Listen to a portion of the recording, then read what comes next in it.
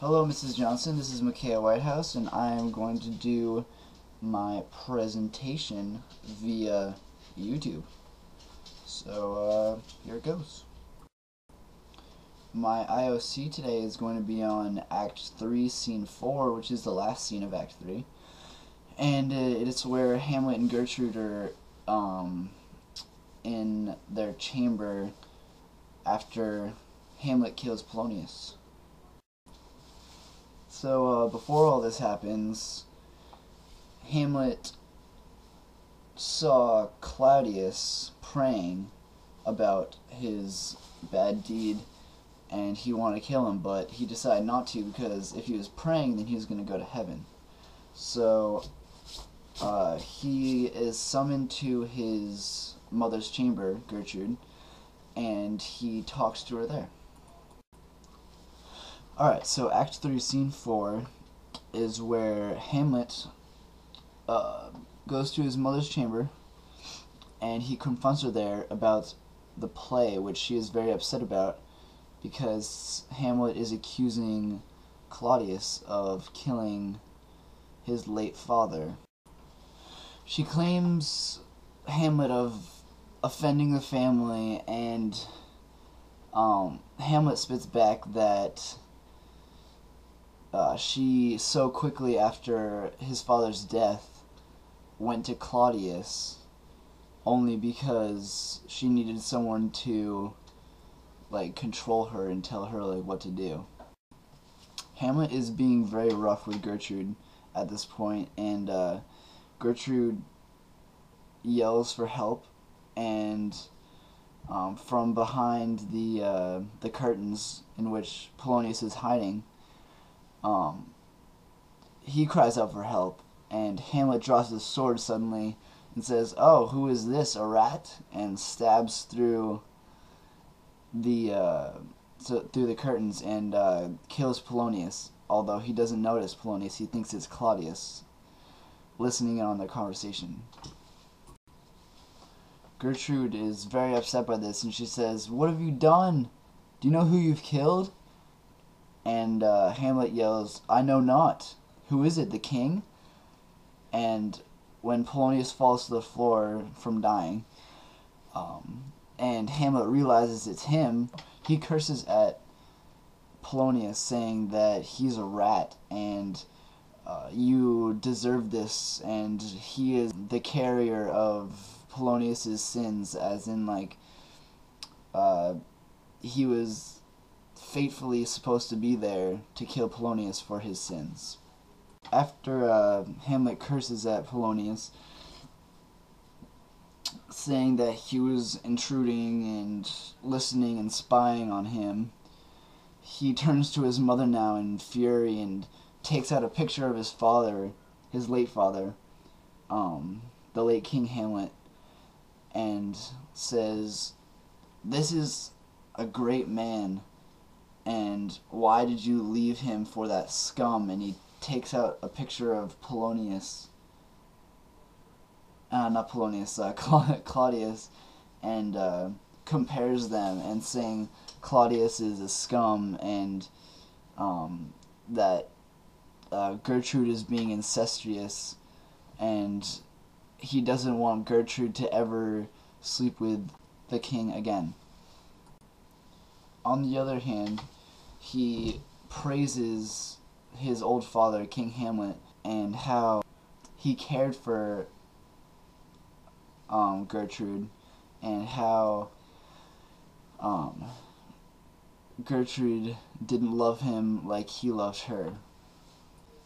I think the reason Hamlet goes through all the trouble of bothering her about his late father is because he wants to know if she really loved him, and if she was even involved with the murder herself, and if she wasn't, then that she would join his side and accuse the king of the murder of King Hamlet.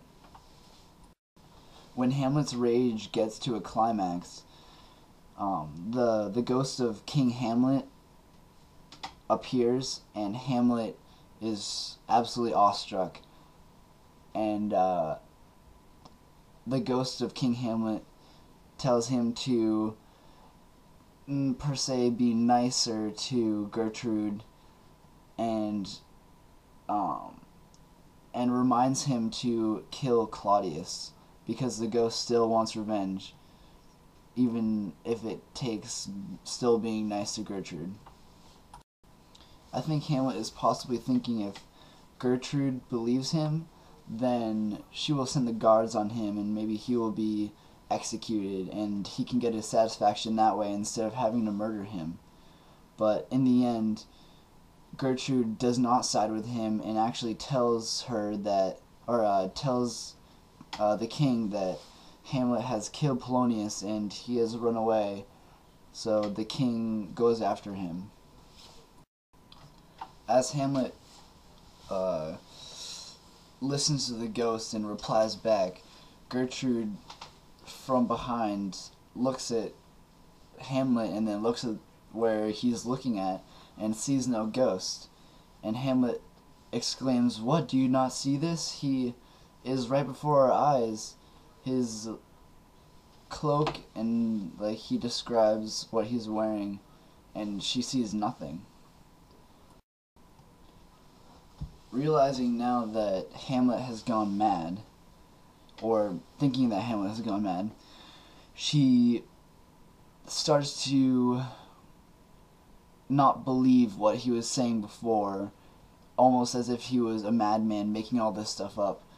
And it does not help Hamlet's situation at all, because he swears her to secrecy, but since